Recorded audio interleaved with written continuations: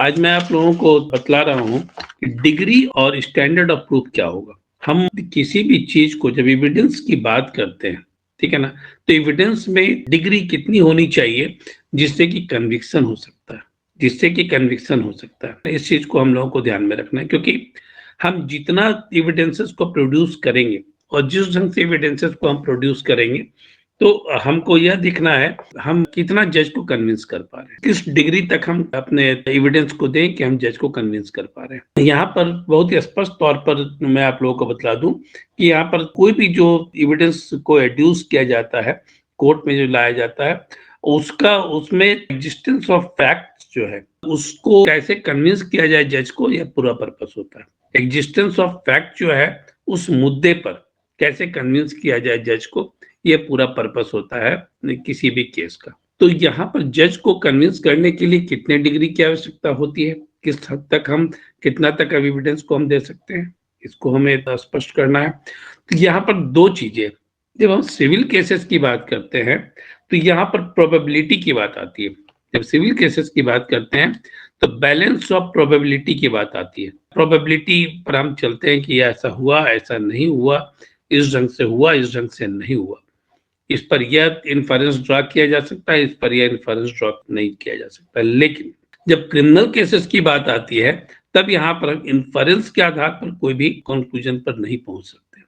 Civil के case में हम कंक्लूजन पर पहुंच सकते हैं इन्फरेंस के आधार पर, हम प्रोबेबिलिटी के आधार पर, बैलेंस ऑफ प्रोबेबिलिटी के आधार पर हम पहुंच सकते हैं, क्योंकि वहां पर कन्विक्शन नहीं होना है, ठीक है ना, वहां पर कन्विक्शन नहीं होना है। सिविल की क्लास में मैंने बतलाया था कि वहां पर आप लोगों को पेनाल्टी देनी पड़ती है, कंपनसेशन देना पड़ता है, और सिविल प्रिजन होता है बहुत रेयर केसेस में, ठीक है, बहुत रेयर केसेस में। लेकिन यहाँ पर क्या है, यहाँ पर पनिशमेंट होता है, और पनिशमेंट जैसे होता है तो आपके राइट टू फ्रीडम का हनन होता है।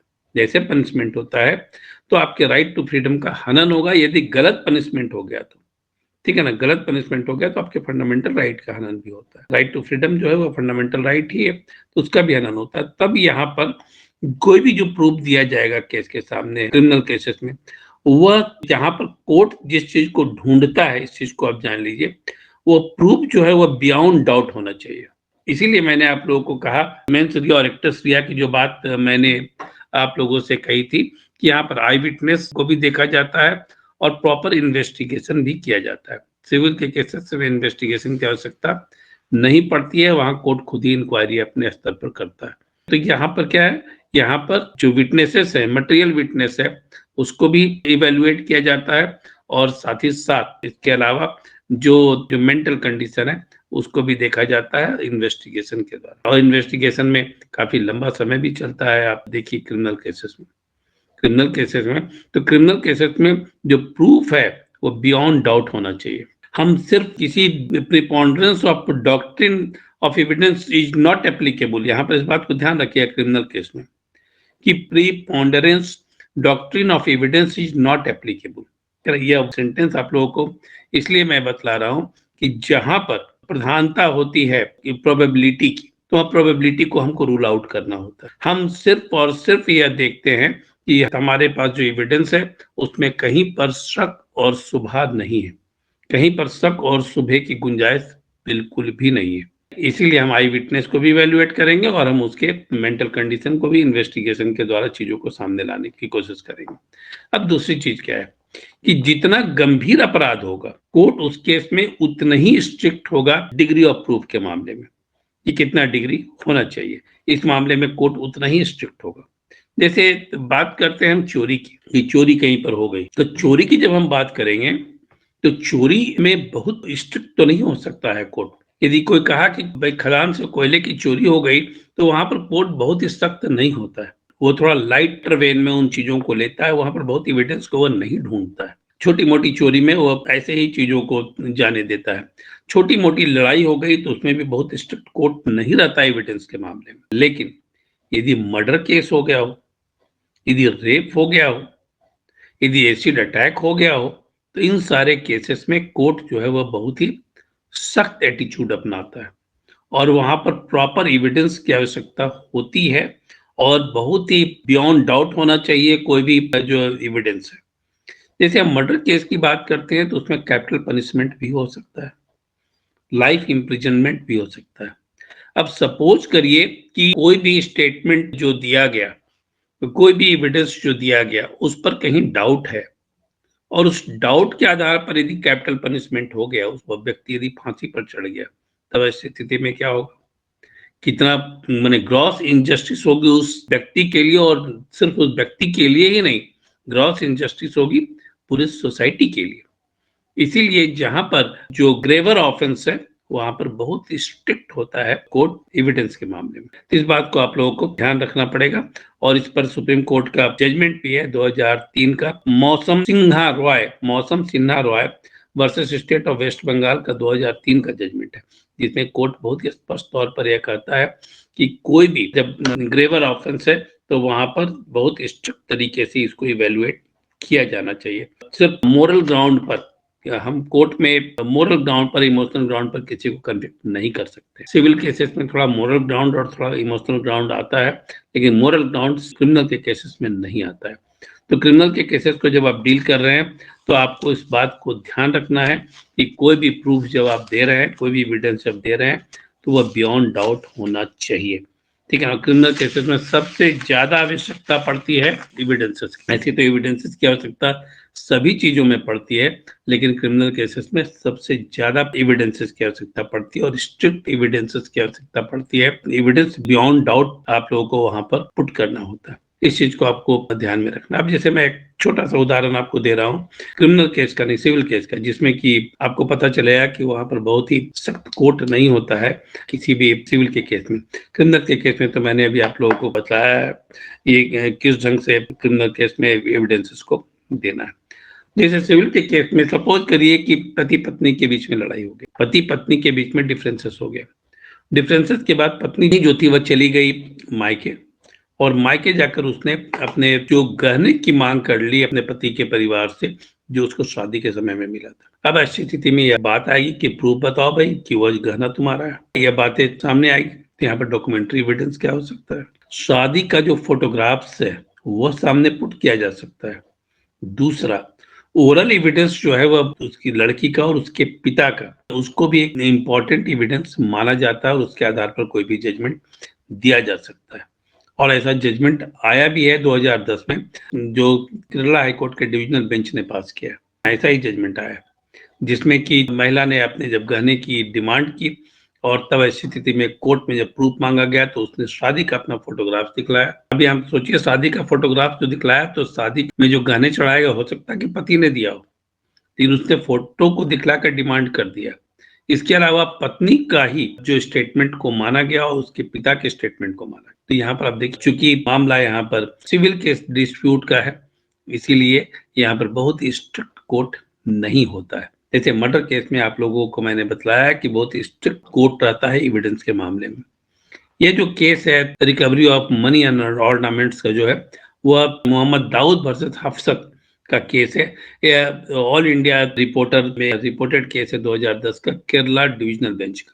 इसी में यह जजमेंट आया है कि बहुत ही स्ट्रिक्ट नहीं हुआ जा सकता है सिविल के केस में, और जहां पर ब्राइड के मनी, स्त्री धन को और गहने के रिकवरी का मामला है, वहां पर सिर्फ उसके स्टेटमेंट और फोटोग्राफ से भी काम चल सकता है। यहाँ पर सिविल का मामला है, लेकिन क्रिमिनल के केस में ऐसा नहीं है। ये दोनों में डिफरेंस आपको समझना होगा। अब दूसरा चीज कि कोर्ट एप्रिसिएशन ऑफ फिटनेस कैसे होता है। कोर्ट में एप्रिसिएशन ऑफ फिटनेस कैसे होता है, क्योंकि आप यदि इस एप्रिसिएशन को जान लेंगे कोर्ट कैसे एप्रिसिएट करता है एविडेंस को, तब ऐसी स्थिति में आप उसी ढंग से पुट करेंगे। डिफेंस लॉयर या फिर जो प्रोसिक्यूशन का लॉयर है वो उसी ढंग से चीजों को पुट करेगा। तो यहाँ पर बहुत ही स्पष्ट तौर पर जो एक कहावत है कि भूसे के ढेर से ग्रेन को अलग करना। आप लोग में से यदि जानते होंगे कि भूसे का जो ढेर होता है, जब धान वान का सीजन होता है, गेहूं को जब थ्रेसिंग की जाती है उसकी, तो थ्रेसिंग के बाद उसमें भूसा निकलता है, उससे अनाज को अलग करना होता है। तो भूसे से अनाज को अलग करना कितना मुश्किल काम है। तो यह काम जज का होता है, लेकिन जज को असिस्ट करने का काम किसका है? जज को असिस्ट करने का काम जो है वह आपका है। एक वो डिफेंस लॉयर का है, एक प्रोसिक्यूशन लॉयर का है। ठीक है ना? प्रोसिक्यूशन का और डिफेंस का, ये दोनों का ही काम है कि वह उसको असिस्ट करे, इसीलिए ऑफिसर ऑफ द कोर्ट बोला जाता है लॉयर को। लॉयर को जो है वो ऑफिसर ऑफ द कोर्ट बोला जाता है। तो हम जब एविडेंस को उस ढंग से पेश करेंगे, एनेक्सर के रूप जब उस ढंग से लगा कर देंगे, तब ऐसी स्थिति में जज को आसानी होगी और जज को अपने काम को करने में आसानी होगी, जजमेंट को देने में आसानी होगी। ठीक है, तो इस बात को आपको ध्यान रखना है कैसे अपने एविडेंसेस को देना है। अब एविडेंसेस आप एक साथ 1 लाख एविडेंस को दे दीजिए, बहुत सारे एविडेंस को दे दीजिए और वो एविडेंस कोई काम के नहीं है, तो वहां से वो भूसे के ढेर से अनाज को निकालने वाली बात ज्यादा हो जाएगी जज के साथ। तो वहां पर वह भूसे से अनाज को निकालने की बात ज्यादा हो जाएगी। अब उसमें से कौन सा यूजफुल है, किसका कौन ज्यादा वे करता है, किसका ज्यादा वजन है, उस केस में यह काम जज का हो जाएगा। लेकिन आप यदि सिस्टमेटिक तरीके से अपने एविडेंस को एड्यूस करते हैं तो आपको आसानी होगी किसी भी केस को करने में, किसी भी केस को लड़ने में, आपके लिए वह काफी आसानी होगी। इस बात को आपको ध्यान में रखना है। और यहाँ पर भी कुछ जजमेंट है, लेकिन यहाँ पर जजमेंट को मैं नहीं कोट करूंगा क्योंकि आप लोगों को इसको पुट करने की आवश्यकता शायद नहीं पड़ेगी। कॉन्सेप्ट के लेवल पर तक ठीक है, लेकिन वहां पर बहुत आवश्यकता नहीं पड़ेगी। अब मैं आता हूं जो जरूरत है आप लोगों को, जैसे विटनेस की मैं बात करूं तो हियर से विटनेस को कितना ज्यादा कोर्ट एप्रिसिएट करता है, इस बात को आपको जानना होगा। यहाँ पर मैं आप लोगों को बतला दूं कि हियर से विटनेस जब सामने होता है तो उसकी टेस्टिमनी ओरल एविडेंस के रूप में होती है। उसकी टेस्टिमनी जो है वह ओरल एविडेंस के रूप में होती है। ओरल एविडेंस में जो है एक तो आपका आई विटनेस हो गया जो मटेरियल विटनेस है, हियर से विटनेस भी मटेरियल विटनेस है, लेकिन हियर से विटनेस को बहुत ही इंपॉर्टेंस कोर्ट नहीं देता है। जब हियर से विटनेस की बात आती है और लगता है कि हियर से विटनेस पर डिपेंड करना पड़ेगा, तब ऐसी स्थिति में वो सर्कमस्टांशियल एविडेंसेस को वो के साथ मैच कराने की कोशिश करता है और साथ ही साथ जो डॉक्यूमेंट्री एविडेंसेस हैं, अनइम्पेकेबल जो एविडेंसेस हैं, डॉक्यूमेंट्री एविडेंसेस हैं, उसके साथ वह कंपेयर करने की कोशिश करता है कोर्ट। वह हियर से विटनेस पर पूरी तरह से 100% रिलाय नहीं करता है कोर्ट और नहीं किया जा सकता है। इसलिए इस बात को आप ध्यान रखें, जब भी हियर से विटनेस को आप अपने केस में दें तो यह ध्यान रखें कि वहां पर डॉक्यूमेंट्री एविडेंसेस जो है वह कुछ हो उसको सपोर्ट करने के लिए। जैसे कोई व्यक्ति यह कहता है एग्जाम्पल के रूप में कि मैंने सुना कि मोहन से सोहन ने 1 लाख रुपया छीन लिया, ये सुना, या फिर उससे वह पैसा ले लिया। अब पैसा ले लिया की जब बात आती है तो यहाँ पर क्यों छीना, क्यों लिया, जबरन लिया, इस बात को भी आपको ध्यान में रखना होगा। अब ऐसी स्थिति में यदि सपोज करिए कि कोई चेक उसने दिया है या कोई हुंडी उसने दी हुई है उसको, या कोई प्रोनोट दिया हुआ है, लिख कर दिया हुआ है कि मैंने तुमको इतना रुपया दिया है, समय आने पर लौटा देना मुझे, उसने नहीं लौटाया, तब इसने क्या किया, जबरन इससे छीन लिया। अब यहाँ पर मैंने सुना ऐसा यह कहा गया, तो क्यों वह छीना होगा, क्यों उसने लिया, उसको सपोर्ट करने के लिए यहाँ पर हुंडी वगैरह या प्रोनोट वगैरह है। यह प्रोनोट इसने यहाँ पर दिया था लेकिन समय पर पैसा नहीं दिया गया, तो ये किसी काम से किसी और का पैसा इसके पास था, इसे रास्ते में रोक कर उसने पैसा छीन लिया। तब ऐसी स्थिति में ये एविडेंस क्रिएट होता है और ये एविडेंस मजबूत बनता है। अदरवाइज हियर से विटनेस पर बहुत ज्यादा डिपेंड नहीं करिएगा। मैं अपने केस में हियर से विटनेस पर बहुत डिपेंड नहीं करता हूँ। हियर से विटनेस को कमजोर विटनेस माना जाता है, इसीलिए हियर से विटनेस जब बहुत ही मजबूरी हो तब हियर से विटनेस को आप अपने केस में पुट करिए, उसको इम्पोर्टेंस दीजिए। अदरवाइज जो मेन विटनेस है आपके, जो स्ट्रॉन्ग विटनेस है, उसको आप सबसे पहले वहां पर पुट करिए और हियर से विटनेस को आप साइड में रखिए कि हियर से विटनेस उसके बाद आते हैं और ऐसे भी उसके बाद ही आएंगे। आपको गवाही को बढ़ाना है तब ऐसी स्थिति में आप उसको ला सकते हैं। गवाही चूंकि विटनेस की संख्या कोई निश्चित तो कोट कर नहीं सकता है, कहीं पर 2 ही विटनेस में काम चल जाता है, कहीं पर 2000 विटनेस की भी लोग डाल देते हैं। तो इस बात को आपको ध्यान में रखना है कि हियर से विटनेस बहुत इंपॉर्टेंट विटनेस नहीं है।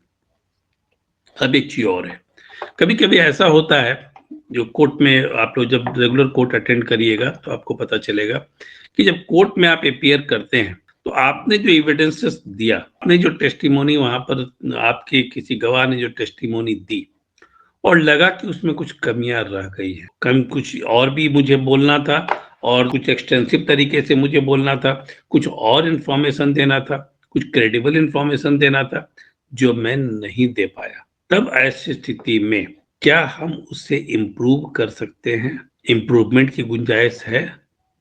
यदि हम बाद में उसको इम्प्रूव करना चाहें तो उसकी गुंजाइश है। तो ये चीज आप जान लीजिए कि उसमें इम्प्रूवमेंट की गुंजाइश है। आपकी किसी गवाह ने टेस्टिमनी दी और आपको अब लगा कि नहीं, जो टेस्टिमनी उसने दी है वो टेस्टिमनी जो है वह मजबूत नहीं है केस के दृष्टिकोण से। तब ऐसी स्थिति में जब केस के दृष्टिकोण से मजबूत नहीं है, तब पुनः आपको ऐसा लगा कि इसमें कुछ इम्प्रूवमेंट की गुंजाइश है, इम्प्रूव किया जाना चाहिए, तब आप कोर्ट से रिक्वेस्ट करेंगे। तब आप कोर्ट से क्या करेंगे? कोर्ट से आप रिक्वेस्ट करेंगे कि मुझे इम्प्रूव करने का मौका दिया जाए और मेरी जो टेस्टिमनी थी उसको पुनः के विटनेस को टेस्टिमनी को पुनः एक बार रिकॉर्ड किया जाए। कोर्ट उसको रिकॉर्ड करने के लिए बाध्य है, कोर्ट उसे परमिशन देने के लिए बाध्य है, क्योंकि सुप्रीम कोर्ट का डिसीजन है इस पर। सुप्रीम कोर्ट के केस की रूलिंग है। इस चीज को आप लोगों को मैं बता दूं कि आप यदि इम्प्रूव कराना चाहते हैं तो इम्प्रूव आप कर सकते हैं। कोर्ट उससे मना नहीं कर सकता है, कोर्ट उससे इनकार नहीं कर सकता है। इसमें गुरनाम कौर वर्सेस बख्शीश सिंह का केस है, जो कि रिपोर्टेड केस है, सुप्रीम कोर्ट का केस है। ऑल इंडिया रिपोर्टर जो जर्नल है उसमें 1981 में यह रिपोर्ट किया गया है। ये सुप्रीम कोर्ट केसेस 631, जो सुप्रीम कोर्ट केसेस कहता हूँ 631 कहता हूँ, तो यहाँ पर वह आपका आता है पेज नंबर। दूसरा है गुबाला वर्सेस स्टेट ऑफ यूपी। ये भी ऑल इंडिया रिपोर्टेड केस है। इसको AIR 2004 में यह रिपोर्ट हुआ है और supreme court cases 2477 page number है। इसमें यह बहुत ही स्पष्ट तौर पर कहा गया है कि यदि कोई भी जो विटनेस है वह अपनी टेस्टिमनी को यदि इम्प्रूव करना चाहे, फर्दर इम्प्रूव करना चाहे, तो उसे ऐसा करने से नहीं रोका जा सकता है। कभी कभी ऐसा होता है कि कोर्ट में जाकर किसी बात को लोग भूल जाता है और बाद में वह चीजें याद पड़ती है, और वह चीजें जो याद पड़ती है वह इस ढंग की होती है कि उसके बिना केस जो है वह कमजोर पड़ सकता है, उसके बिना केस जो है वह कमजोर पड़ सकता है। तब ऐसी स्थिति में वह ग्राउंड लिया जाएगा कोर्ट में कि एक इम्पॉर्टेंट जो चीजें हैं जो कि टेस्टमनी में छूट गई, उसको मुझे पुनः रिकॉर्ड करने की अनुमति दी जाए, क्योंकि यह पूरे केस के कैरेक्टर को ही चेंज कर देगा। तब ऐसी स्थिति में वह कोर्ट इसको परमिशन देगा और परमिशन देने के लिए वह बाध्य है। इस बात को आप जान लीजिए, ठीक है मित्रों। आज थोड़ा मेरा अदरवाइज एंगेजमेंट है, इसलिए मैं आप लोगों का क्लास लंबा नहीं ले पाऊंगा और नहीं आज आप लोगों का क्वेश्चन मैं दूंगा, ठीक है। मैं अब नेक्स्ट क्लास आप लोगों का मंडे को मैं लूंगा, ठीक है। कोई क्वेश्चन आज नहीं और नो क्वेरी आज, सॉरी, ठीक है। Thank you.